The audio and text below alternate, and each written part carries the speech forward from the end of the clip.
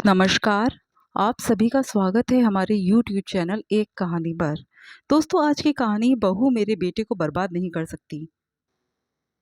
आखिर एक पिता हूँ, मैं अपने बच्चे के लिए सारी दुनिया से लड़ सकता हूँ। इतनी आसानी से हिम्मत तो नहीं हारूंगा। ऐसे कैसे मेरे बेटे के साथ वो गलत कर सकती है। पत्नी बनकर आई थी वो उसकी, और आज उसकी क्या हालत कर दी उसने। इतनी आसानी से माफ़ नहीं करूंगा उसे। सुरेंद्र जी हिम्मत करके खड़े होकर बोले। उन्हें इस तरह देखकर उनकी पत्नी माया ने कहा, रहने दो जी, हम क्या ही कर लेंगे, हमारा बेटा तो सलामत है ना, बस वही काफ़ी है। ऐसी लड़की का क्या भरोसा, जाने दो उसे। तुम उसे सलामत कह रही हो? हमने अपना जीता जागता बेटा बहू को सौंपा था, उसने जिंदा लाश बनाकर हमें दिया है। हंसता मुस्कुराता मेरा बेटा आज कैसी हालत हो गई है उसकी, और ये सब उसके कारण। सुरेंद्र जी की बात सुनकर माया अपने पल्लू में अपना मुंह छुपाकर रोने लगी।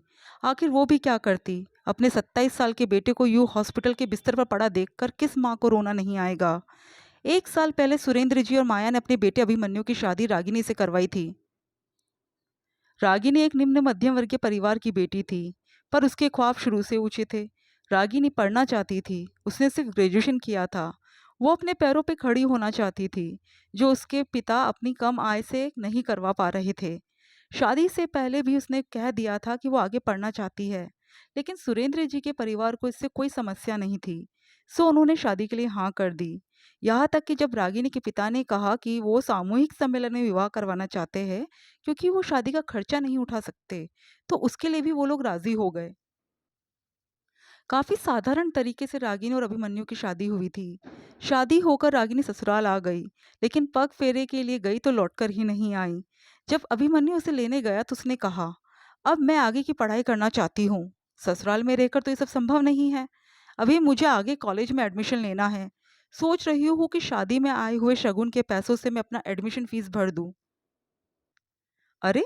पढ़ाई ही तो करनी है, वो तो वहाँ पर भी रहकर हो सकती है, और फिर वहाँ डिस्टर्ब करने वाला कौन है?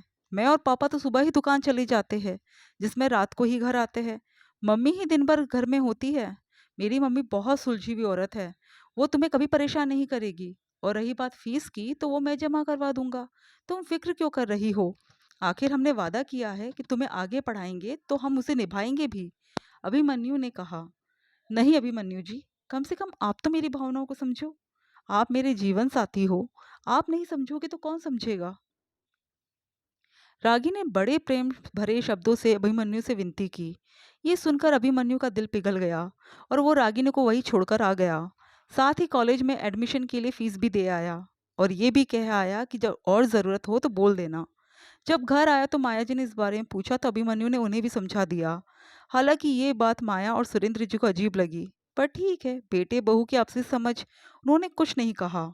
यूं तो रागिनी कभी भी अभिमन्यु से ठीक से बात नहीं करती।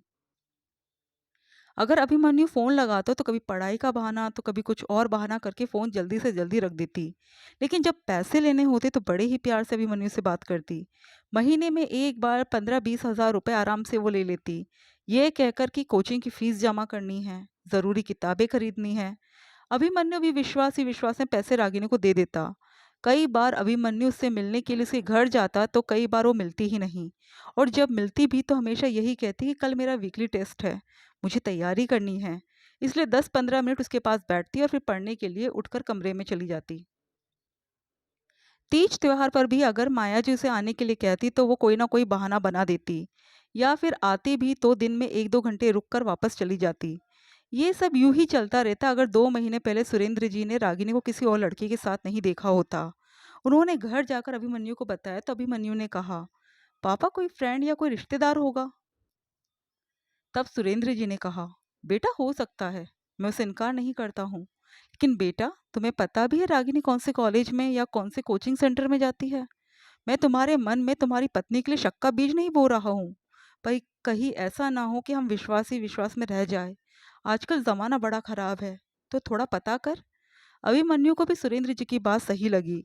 आखिर कब तक दुकान ना जाकर उसने इस बारे में पता करना ही ठीक समझा। लेकिन जो बात उसके सामने निकल कर आई उससे वो हैरान रह गया। रागिनी सुबह कॉलेज के लिए तो जाती थी, पर कॉलेज ना जाकर पूरे दिन वो एक लड़के के साथ घूमती रहती थी। यहाँ तक कि उसने कोई कोचिंग सेंटर ज्वाइन नहीं किया था। फिर वो पैसे किस बात के ले रही थी? मतलब पैसे अभिमन्यु से ले रही थी और खर्च किसी और के साथ कर रही थी। ये देखकर अभिमन्यु पूरी तरह से टूट गया। आखिर कुछ दिन बाद उसने हिम्मत कर सुरेंद्र जी को सब कुछ बता दिया। ये सुनकर सुरेंद्र जी और माया के पैरों तले जमीन खिसक गई। उन्होंने इस बारे में रागिनी और उसके माता पिता से बात करने की ठान ली और एक दिन बिना बताए अचानक उनके घर पहुंच गए। लेकिन रागिनी के माता पिता ने तो मानने से ही इनकार कर दिया।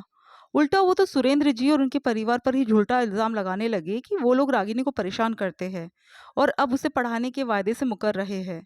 तब सुरेंद्र जी ने कहा, हम ना तो रागिनी को परेशान कर रहे हैं और ना ही उसे पढ़ाने से इनकार कर रहे हैं, पर अब हम रागिनी की पढ़ाई का खर्चा तभी देंगे जब रागिनी ससुराल में रहेगी और वहीं रहकर अपनी पढ़ाई पूरी करेगी। लेकिन रागिनी ने इसे साफ इनकार कर दिया। मैं ससुराल में नहीं रहूंगी और रही बात खर्चे देने की तो वो तो आपको देने ही पड़ेंगे। आजकल कानून भी लड़कियों की ही सुनता है। रागिनी के जवाब को सुनकर सुरेंद्र जी और उनका परिवार हतप्रभ रह गया। एक तो चोरी, ऊपर से सीना चोरी। आखिर उन्हें समझ में आ गया कि वो गलत फंस चुके हैं। आखिर सुरेंद्र जी साफ मना कर अपनी पत्नी और बेटे को लेकर वापस आ गए। दूसरे दिन रागिनी ने उनके खिलाफ केस दायर कर दिया कि अभिमन्यु और उसके परिवार वाले उसे परेशान करते हैं और उसे बात बात पर घर आकर प्रताड़ित करते हैं। साथ ही वो लोग दहेज की भी मांग कर रहे हैं।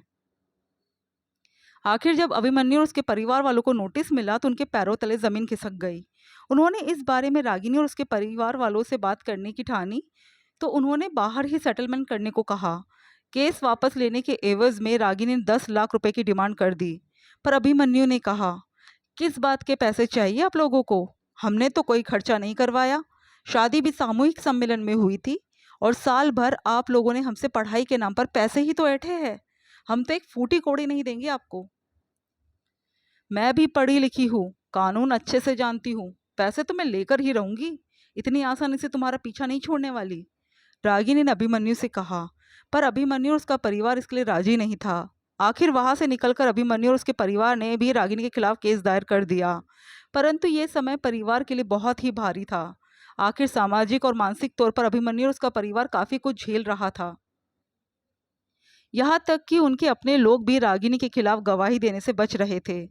आखिर कोई भी आज के ज़माने में कोर्ट कचहरी के चक्कर में फंसना नहीं चाहता। आए दिन रागिनी और उसके परिवार वाले उन पर कुछ ना कुछ इल्ज़ाम लगा रहे थे। कोर्ट में केस चल रहा था। 2 दिन पहले सुनवाई के समय अभिमन्यु टेंशन में कोर्ट जा रहा था तो रास्ते में उसका एक्सीडेंट हो गया और तब से वो अस्पताल में ही था। उसकी हालत काफ़ी क्रिटिकल थी। अपने बेटे को इस तरह बिस्तर पर पड़े देख आखिर माया ने कहा, अरे दे दीजिए ना पैसे और पीछा छुड़ाइए ऐसी बेढंगी लड़की से। हमारे हंसते खेलते परिवार को बर्बाद कर दिया उसने। क्या हालत कर दी उसने मेरे बेटे की। कैसी बात कर रही हो तुम? भला हम क्यों पैसे दे? हम गलत थोड़ी ना हैं। और फिर इतने पैसे कोई हमारे पास थोड़ी ना है। कोई हम अमीर घराने के लोग तो है नहीं, हम भी तो एक मध्यम वर्ग के परिवार के लोग हैं। सुरेंद्र जी उसे समझाते हुए बोले, आप चाहो तो मकान बेच दो और उस लड़की से पीछा छुड़ाओ। माया अपने पल्लू से अपने आंसुओं को पोंछते हुए बोली, नहीं, इतनी आसानी से हार तो नहीं मानूंगा मैं। आखिर मैं भी एक पिता हूँ। आखिरकार सुरेंद्र जी ने अपने पड़ोसियों और रिश्तेदारों से मदद की गुहार लगाई। आखिर आप लोगों से हम कोई पैसे तो मांग नहीं रहे, बस इतनी सी मदद कर दीजिए कि मेरे बच्चे को इंसाफ मिले। अभिमन्यु और उसके परिवार की स्थिति को देखकर कुछ लोग रागिनी के खिलाफ गवाही देने को तैयार हुए। साथ ही साथ ये सजेशन भी दिया कि सामूहिक सम्मेलन में शादी हुई थी तो वहां से रिकॉर्ड निकलवाइए ताकि ये प्रूफ हो सके कि शादी में कोई इतना बड़ा खर्चा नहीं हुआ था और आप लोगों ने दहेज के नाम पर उनसे कुछ नहीं मांगा। आखिरकार ये सब करने के बाद रागिनी का केस थोड़ा कमजोर पड़ा। अभिमन्यु की स्थिति अब पहले से सुधार था। अभी भी ये केस कोर्ट में पेंडिंग है। समाज के कई गणमान्य लोग भी इसमें शामिल हो गए, लेकिन रागिनी अभी भी 10 लाख रुपयों के लिए अड़ी हुई थी। उसे लगता है कि शादी के नाम पर पत्नी इतनी पैसों की हकदार तो होती है। दोस्तों, ये कहानी एक सत्य घटना पर आधारित है और आज की सच्चाई भी है। रागिनी आज भी अपने लिए 10 लाख रुपयों के लिए अड़ी पड़ी है, जबकि वो गलत है।